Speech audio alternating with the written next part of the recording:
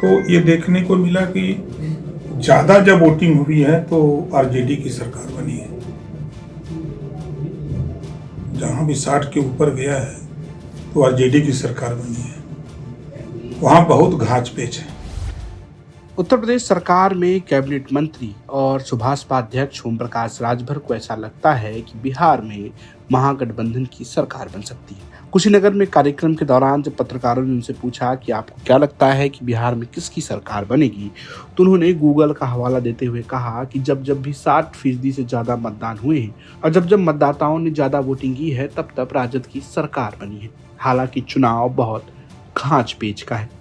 प्रथम चरण के चुनाव में बम्पर वोटिंग हुई है, क्या लगता है कि परिवर्तन आएगा या एंटी इनकम्बेंसी का असर आएगा उसमें? देखिए, मैंने एक दिन गूगल पे देखा तो ये देखने को मिला कि ज़्यादा जब वोटिंग हुई है तो आरजेडी की सरकार बनी है। जहाँ भी 60 के ऊपर गया है तो आरजेडी की सरकार बनी है। वहाँ बहुत घाच पेच है। बिहार में घाच पेच इस नाते है कि ओवैसी भी आरजेडी के खिलाफ हैं और वहाँ पीके भी सबके खिलाफ हैं।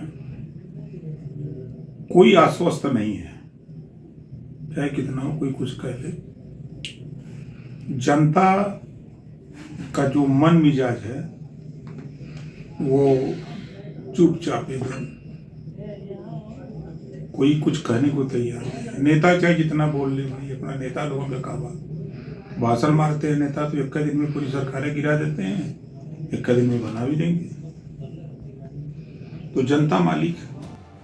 दरअसल ओम प्रकाश राजभर जिन चीजों की बात कर रहे हैं वो पहले फेज की वोटिंग है। बिहार के पहले चरण के मतदान में 64.66% वोटिंग पड़ी, जबकि 2020 के चुनाव में पहले फेज में सिर्फ 55.8% वोटिंग हुई थी। हालांकि पिछली बार चुनाव 3 फेज में हुए थे, इस बार सिर्फ 2 फेज में हुए, लेकिन अगर आप अंक गणित को जोड़ेंगे तो लगभग 5% से ज्यादा वोटिंग बताई जा रही है। अगर आप इतिहास उठाकर देखेंगे तो जब जब बिहार में 5% से ज्यादा वोट पड़े हैं तब तब सरकार बदली है। और एक डेटा यह है कि जब जब 60% से ज्यादा मतदान हुए हैं तब तब राजद की सरकार बनी है, जैसे कि 1990, 1995 और 2002। 1990 में 62%, 1995 में 61.8% और 2000 में 62.6% वोट पड़े थे और तीनों बार आरजेडी की सरकार बिहार में बनी। हालांकि जब 2015 में नीतीश कुमार और तेजस्वी साथ मिलकर चुनाव लड़े थे तब 60% मतदान तो नहीं हुआ था, लेकिन सरकार दोनों गठबंधन की बनी थी। अब सवाल यह है कि आखिर क्या बिहार में तेजस्वी की सरकार बन रही है? हालांकि आपको बता दें कि बिहार में ओम प्रकाश राजभर एनडीए के सहयोगी नहीं है, वो अलग चुनाव लड़ रहे हैं। बात ओवैसी की भी कर रहे हैं और वो बात प्रशांत किशोर की भी कर रहे हैं। अब देखने वाली बात यह है कि जो बात ओम प्रकाश राजभर कह रहे हैं उसमें कितनी सच्चाई है। इस बयान को राजनीतिक तौर पर भी जोड़कर देखा जा रहा है।